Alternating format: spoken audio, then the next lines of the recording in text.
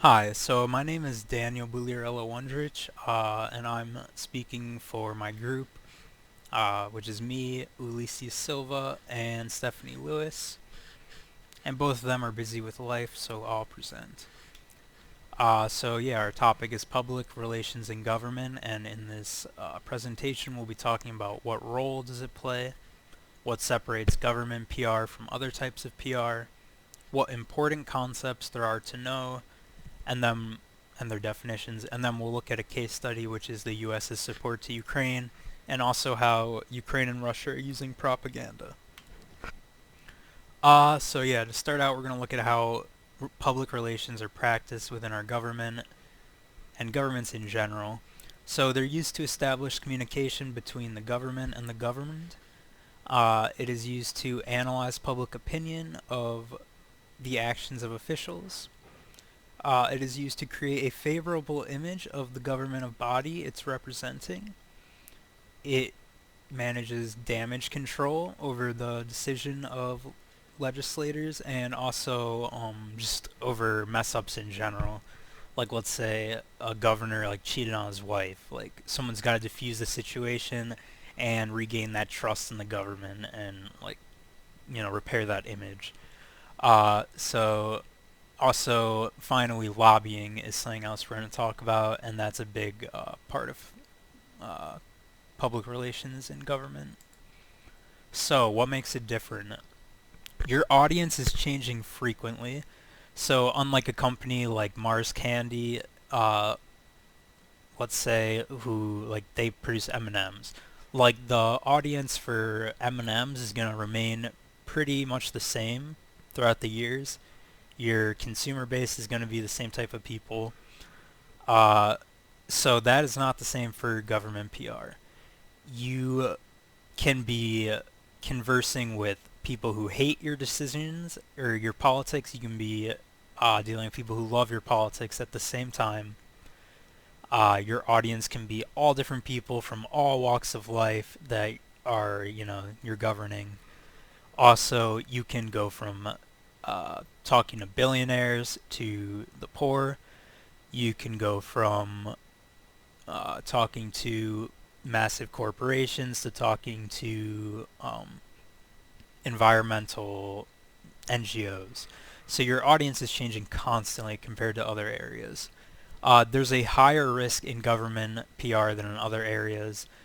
Big corporations also have a lot of risk, of course, and there's always risk in PR, in the areas of PR. That's kind of like the point is companies take risks, they fail, and you fix it. So basically, but in government, it's really high risk because a mess up in government can be not only on a national scale, but also a global scale. So let's say the U.S. accidentally sends off a alert that there a nuclear bomb's incoming, right? Suddenly you have panic in the U.S., right? If no one was there to defuse the situation, suddenly you could have a worldwide panic, and you could have countries eventually launching off nukes because of a mistake in a notification. It could get to that point. So that's why we have PR, to keep it from getting there, to keep things from blowing up. There's a lot of risk here. And there's a lot of weight on the people who handle PR in government. There's a huge value on transparency. So we can look at COVID and how people felt the government wasn't being transparent with them. And to this day, it's still people hold that against the government, and they now going forward trust the government less. So it's really important for you to be transparent in government relation or in PR and government.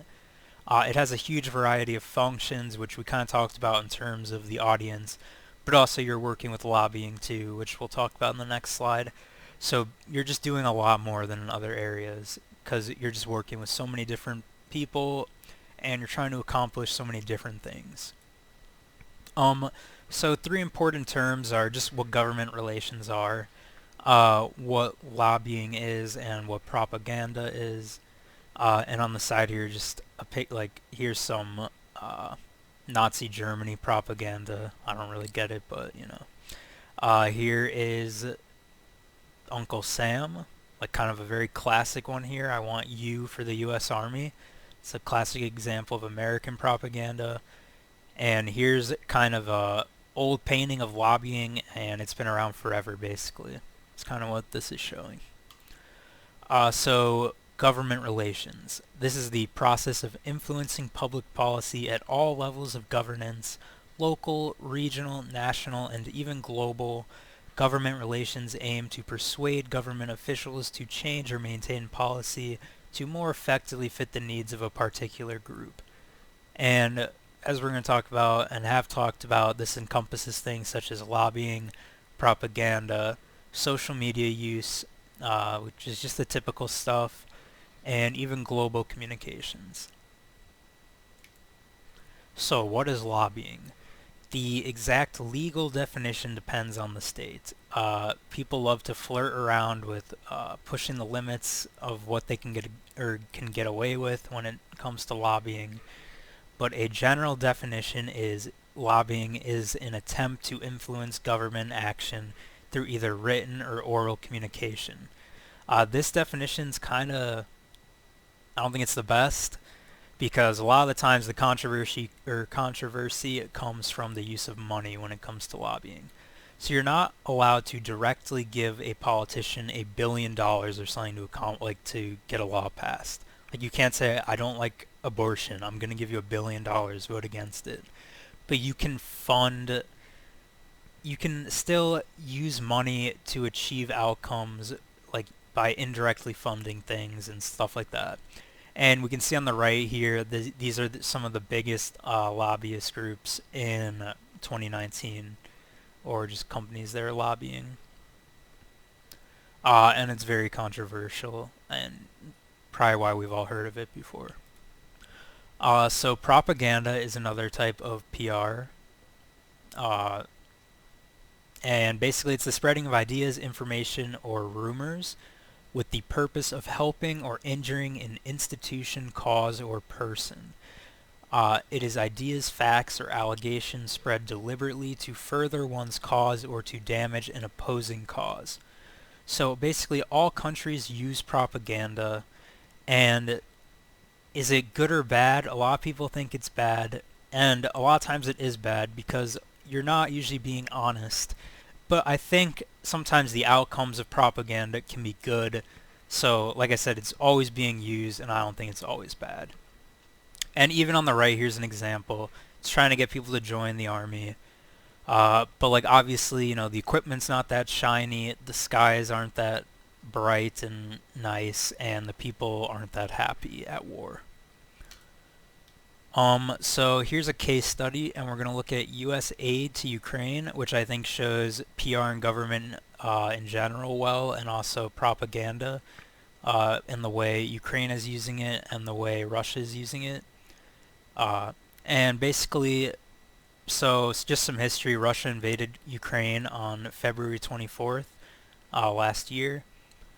It is basically, Russia is known as the second strongest military in the world, or it was leading up to this. People are questioning that now. And Ukraine's a smaller, lesser known country, still pretty big though, but a lot of people didn't even hear about Ukraine before this war. They didn't know it existed really. So now they do. And basically Ukraine and the US both benefit from Ukraine winning the war. So that is why we are so into supporting Ukraine, and why especially the Biden administration really is pushing for support and to keep support high. So basically the Biden administration is tying the fight in Ukraine to a fight for American values. So basically Ukraine is a democratic country. It's being invaded by. It is a country with a new democracy, let's say, upcoming democracy, and we want to protect that democracy, and that's the message Biden's projecting here.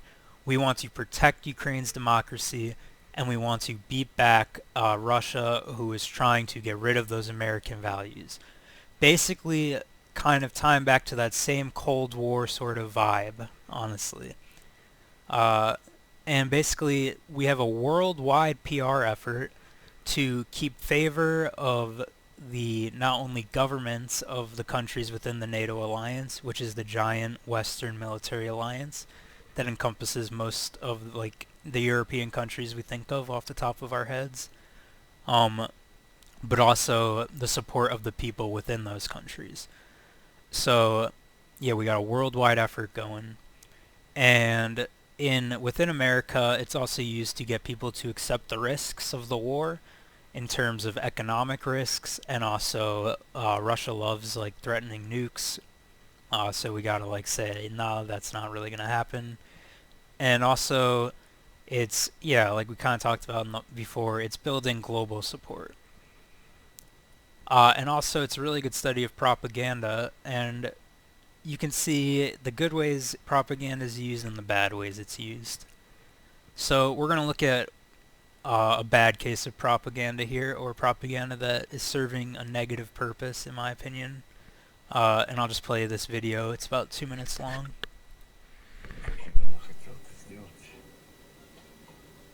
В Америку летите?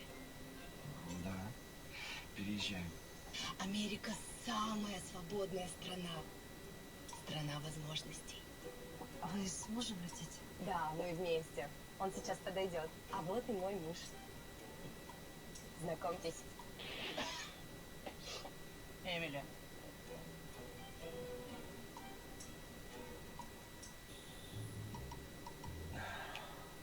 Простите, мистер. Пассажиры позади вас вегетарианцы. Им неприятно, что при них употребляют мясо. Мы же их не заставляем это. Простите, но в США принято придерживаться принципа демократии. Позвольте я это заберу.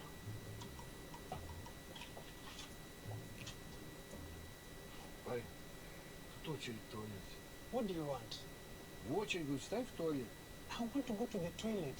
Простите, мистер, что случилось? Да вот парень без очереди ездит. И что? Вы не хотите его пропустить? Я? Конечно, конечно.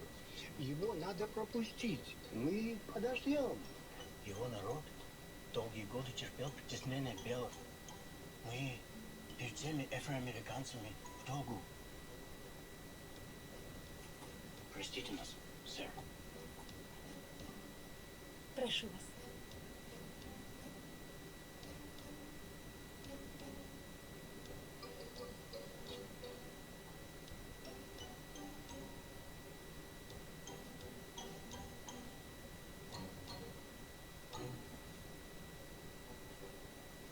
Вы не могли бы пересесть в носовую часть самолета? В смысле, я один? Нет, нет, нет, вы все трое. Зачем? Там сзади пара, они child free. Дело в том, что ваш сын попадает в поле их зрения, и это вызывает у них дискомфорт. Россия, матушка, Россия! Мы возвращаемся! So as you can see there, we got basically a ad, a propaganda ad with the aim of reducing public opinion of America and Americans, and basically what democracy is. And they're using lies and also gross exaggerations of what it's like in America to sort of mock the idea of like equality. Yeah. So they want to paint the ideas that, you know, kind of universally seem good. Like, you know, they got Russians leaving because they want to go to that, you know, democratic America, but then they want to like make democracy seem like just terrible and inconvenient, and it's just not accurate. So yeah, it's basically lies to convince their people and to further their goals. So on the next slide here, we have Ukrainian propaganda, and at the end of the day, these are also lies to achieve a goal. But the goal isn't necessarily negative. So what we're studying here is the Ghost of Kiev, which was basically a story of an ace pilot. This was pushed at the beginning of the war. This ace pilot, like just rumors of who it could be, no actual identification of this guy who shot down like 3 or 4 Russian jets over the course of a few days. Basically, you get these videos online, and a lot of them are fake. They're either from like digital recreations or even video games. And basically, they were using this like figure, the Ghost of Kiev, to raise the morale of the Ukrainian people and also in other countries to hype up the Ukrainian military. And honestly, I actually think this was not only a crazy effective propaganda, but also, or a crazy effective example of propaganda, but also just a good example of propaganda used for a kind of positive thing. So, basically, at the beginning of the war, to gather the world's support, this was kind of important because the people didn't have much faith in the Ukrainian military in particular, right? So they thought it was just going to fall. This was before Western support came.